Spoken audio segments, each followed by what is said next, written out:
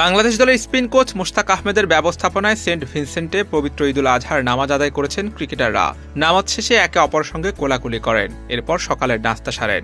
এদিন সবার গায়ে শোভা পায় বাহারি রঙের পাঞ্জাবি। মাহমুদুল্লাহ রিয়াদ পরেন নীল, তাহিদ হৃদয় হলুদ এবং তানজিদ হাসান তামিম কালো রঙের পাঞ্জাবি পরেছেন। তানজিম হাসান সাকিবের পরনে দেখা যায় সাদা জুব্বা। নীল পাঞ্জাবি পরিহিত সাকিব আল হাসানও কোলাকুলি করেন সবার সঙ্গে। কোলাকুলি করতে গিয়ে দুষ্টামিতে মেতে ওঠেন শেখ মেহেদী ও তামিম। মুস্তাফিজুর রহমানের গায়ে দেখা যায় রংচটা পাঞ্জাবি। ওয়েস্ট ইন্ডিজের সেন্ট ভিনসেন্টে রাষ্ট্রীয়ভাবে ঈদুল আজহা উদযাপন হবে সোমবার। একই দিনে বাংলাদেশেও ঈদ পালিত হবে, তবে একদিন আগে ঈদ পালন করে বাংলাদেশ দলের ক্রিকেটাররা। স্পিন কোচ মুশতাক আহমেদের ব্যবস্থাপনায় ঈদের জামাত অনুষ্ঠিত হয় সেখানে। নামাজ শেষে কোচ, ক্রিকেটার, সাপোর্টিং স্টাফরা একে অপরের সঙ্গে ঈদের আনন্দ ভাগাভাগি করে নেন।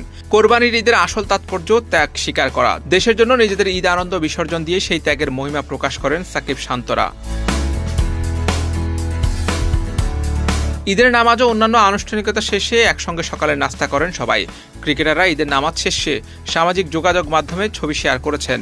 মাতৃভূমি থেকে অনেক মাইল দূরে সতীর্থদের সঙ্গে ঈদের আনন্দ ভাগাভাগি করেছেন তারা। সেখানে হাস্যোজ্জ্বল অবস্থায় দেখা গেছে সাকিব আল হাসান, মুস্তাফিজুর রহমানদের। মুসলমানদের প্রধান দুটি ধর্মীয় উৎসব ঈদুল আজহা ও ঈদুল ফিতর। এই উৎসবে আনন্দের সীমা থাকে না। পরিবারের সঙ্গে